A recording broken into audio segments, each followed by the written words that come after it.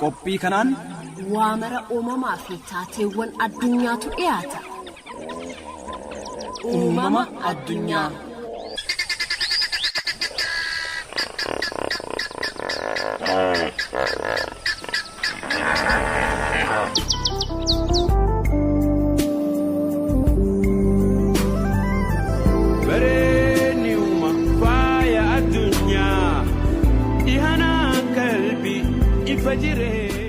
Akkam jirtu dhaggeeffattoota raadiyoo OBN, kun qophii uumama addunyaati.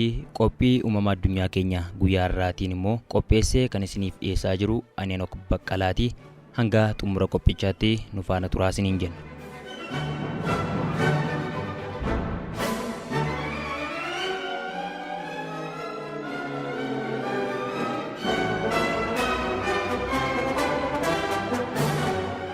Addunyaan keenya kun yeroodhaa gara yerootti akkaataa uumamaanis ta'e dhiibbaa jijjiirama qilleensaa fi kan kana fakkaataniin taateewwan kanneen akka manca'uu qabeenyaatii hanga du'a lubbuutti ilmaan namaa irra qaqqabsiisuu irra kan darbe dhugaadha jedhanii amanuun kan namatti ulfaatu taateewwan ajab nama jechisiisan danuunis yeroodhaa gara yerootti mul'achaa adeemaa jiru. Isaan keessaa tokko Bermudaa Triangle yommuu ta'u, Bermudaa Trianglein bakkeewwan addunyaa keenya irratti argaman keessaa iddoowwan iccitii yookiin dhoksaa ifa hin taane keessaa isa tokkodha.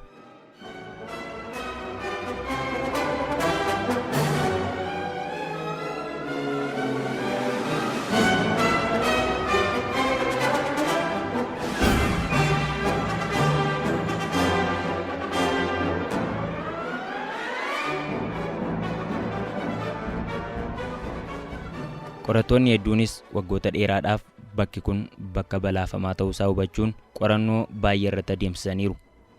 Iddoon kunis kan argamu kallattii kaabaan gara United States of Americaatti Floridaa kan daangessu yommuu ta'u, kallattii biyyoota ardii Ameerikaa kibbaan ammoo Puerto Rico daangessuun kallattii kaaba ba'aan ammoo hanga fiixee Bermudaatti adeema.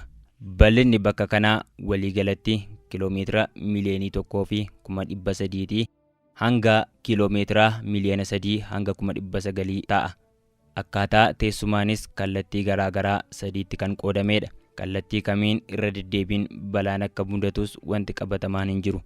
Xiyyaaronnii fi dooniiwwan bakka kanatti achi buuteen isaanii dhabame barbaachi guddaan taasifamuufis arguun hin danda'amne. It is a large area in the Atlantic Ocean between Florida, Puerto Rico, and Bermuda. This region is notorious for its mysterious phenomena. Huge amounts of ships and planes have disappeared here. Bakki kun maqaa biroo Tiriyaangilii Seexanaa jedhamuunis ni beekama. Xiyyaarota 150 fi dooniiwwan mi'oota garaagaraa geejjibsiisanii fi bidiruuwwan hedduun bakka kanatti dhabamaniiru. Baay'ee kan nama dhibu ammoo xiyyaarotaa fi dooniiwwan bakka kanatti bishaaniin fudhataman caccabaan mi'a isaanii illee barbaadamee dhabamuu isaati.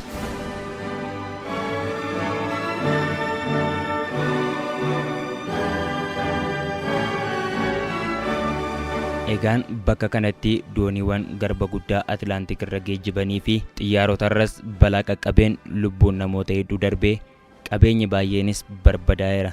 Haa ta'u malee balaan kun sababa maaliif akka qaqqabe wanti qabatamaan hanga har'aatti hin jiru.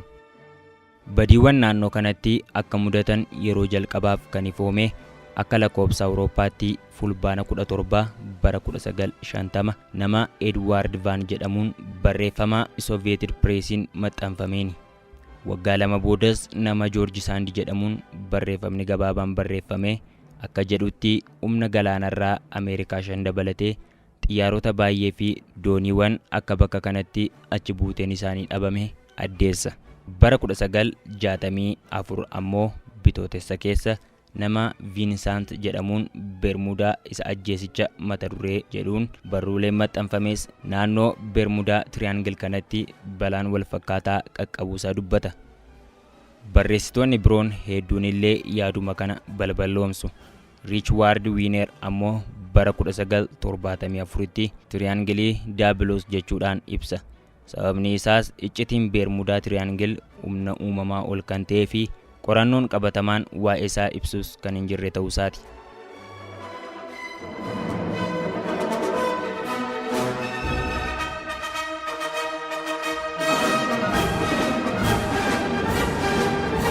Bermudaa Tiraangiliin uumama iccitii dhalli namaa hanga har'aa bira hin geenyedha.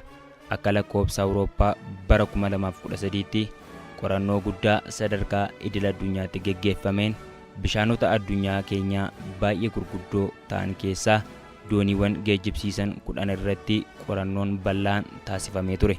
Garuu Bermudaa Tiraangiliin isaan keessa hin turre. Barreessitoonni tokko tokko ammoo maddi wanta kanaa bubbee qilleensaa jabaadha jedhu. Bubbeen bishaanirraa kunis seenaa keessatti lubbuu namoota danuu kan galaafatee fi miidhaa qabeenyaa miliyoonotaan lakkaa'amus kan geessisedha. Naannoo kanatti kanneen achi buuteen isaanii dhabame keessaa muraasni xiyyaarri BSA Star Tiger jedhamu sadaasa 30 bara 1948 balaliinsa irra osoo jiruu naannoo Bermudaa kanatti achi buuteen isaa dhabame.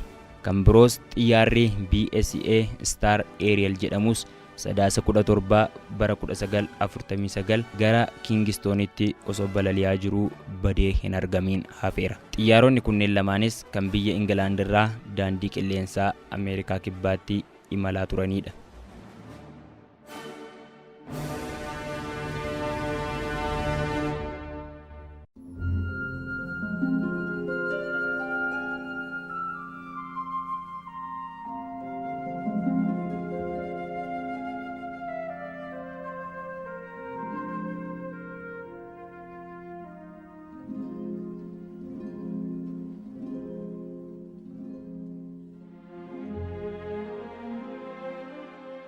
Bara 1948ttis Puerto Rico irraa gara Miyaamiitti balali'aa kan turan xiyyaaronni 3 NS-16-2 jedhaman badaniiru. Namoonni achi keessa turan 32 ta'anis tasayyuu argamuu hin dandeenye. Caamsaa 28 bara 1963ttis xiyyaaronni cimdii Ameerikaa lamaa KC-135 Startonker jedhaman qilleensa irratti walitti bu'uun Bermudaa gara dhiyaatti maayilii 300 irraa furguggifamanii garba guddaa Atlaantik seenuun achi buuteen isaanii dhabameera. Bakki kun uumamaan humna waa ofitti harkisuu qaba jedhamee amanama. Namoonni hedduun ammoo dawoo seexanaati jedhanii waamu. Sanas ta'u kanas iccitiin Bermudaa Tiraangil hanga har'aatti dhala namaaf ifaa miti.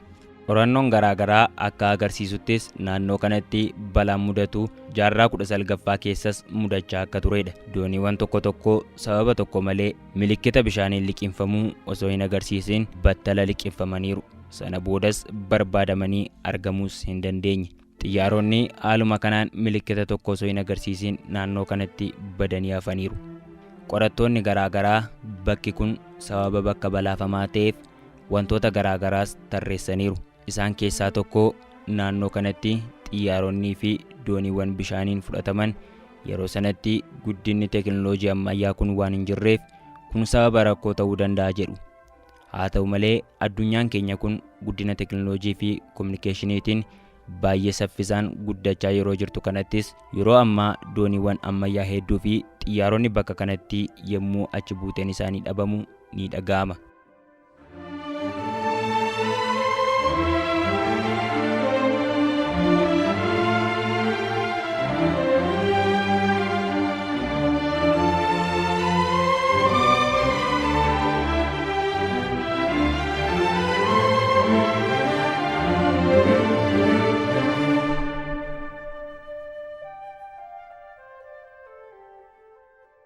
Yeroo dhiyootti mudatee kan ture balaa doonii geejjibaa irra ga'e waggoota 30 darbe keessatti balaawwan mudatan keessaa isa guddaadha. Kan ta'es waxabajji tokko 2015 ture. Guyyaa sanas SSEL Faro kan jedhamu doonii guddaan mi'oota garaagaraa hedduu geejjibsiisu Bermudaa Tiraangiliin fudhatameera. Doonii kana keessas mi'oota daldalaa 60,000 hedduun lakkaa'amanii fi hojjettoota doonichaa baay'inaan nama 33 ta'antu gara Floridaa irraa Puerto Rico osoo adeemanii ture. Akka tasaatti bubbee hamaan akka doonicha mudatee ture ni himama. Sana boodas doonii kana barbaaduun eegalame. Barbaachi isaas torbanootaaf ittuma fufe. Barbaacha hedduu boodas dooniin kun argame. Kan argames garaa bishaanii jalatti yommuu ta'u kopheewwan 15,000 kan daldalaaf fe'amee argamee ture. Haa ta'u malee reeffi hojjettoota doonichaas ta'e uffatni kopheen isaanii argamuu hin dandeenye.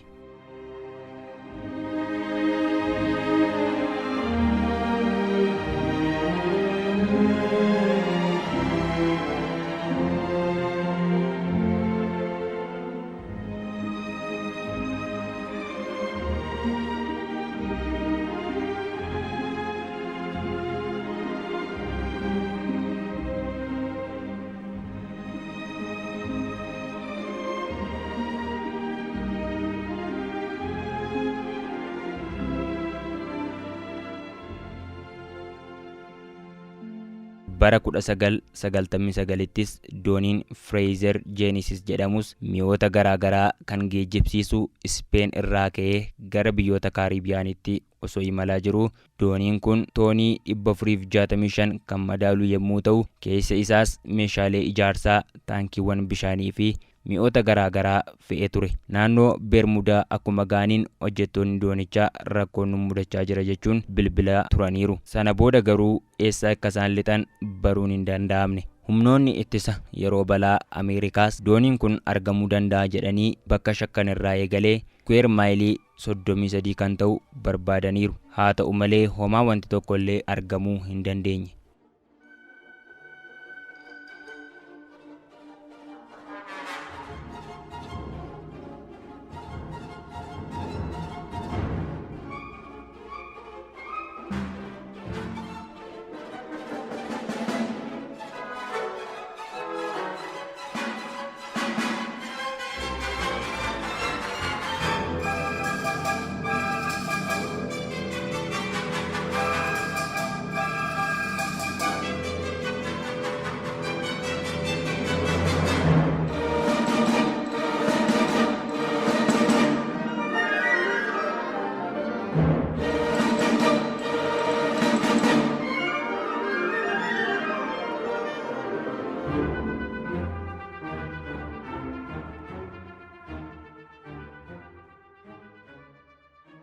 Saayinsistoonni iccitii bakka kanaa hubachuuf yaalii hedduus taasisaniiru. Sababoota kan jedhanis wantoota garaagaraas tarreessaniiru. Tokkoffaa sababa jedhanii kan isaan ka'an naannichatti kan argamu baay'ina meeteen gaazii irraa kan ka'edha jedhaniiru. Bishaan keessatti meeteeniin guddaan yommuu mul'atu salphaatti xiyyaarotas ta'e dooniiwwan ofitti fudhachuu danda'a jechuudhaanis dubbataniiru. Lammaffaa irratti ammoo boolla garba guddaa jalatti argamudha jechuun kaa'aniiru.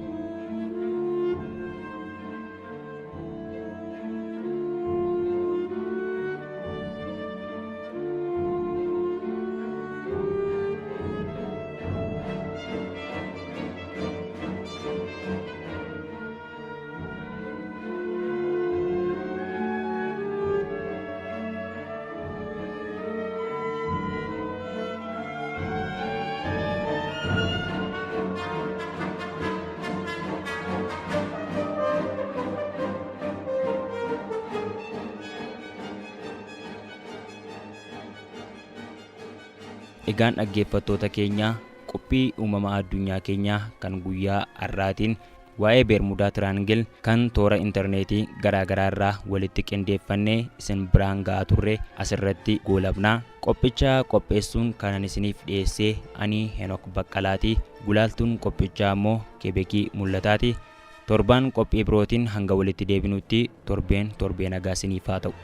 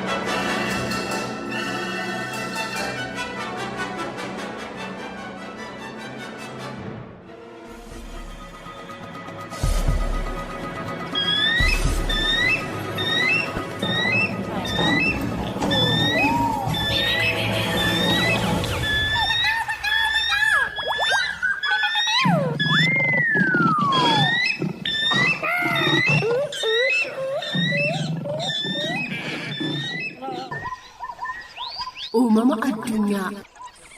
Qophii kanaan Waamara uumamaa fi taateewwan addunyaatu dhiyaata.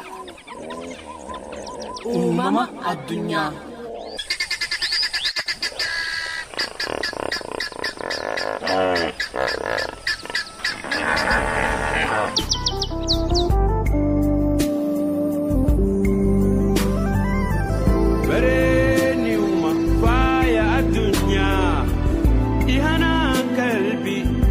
jireenyaa.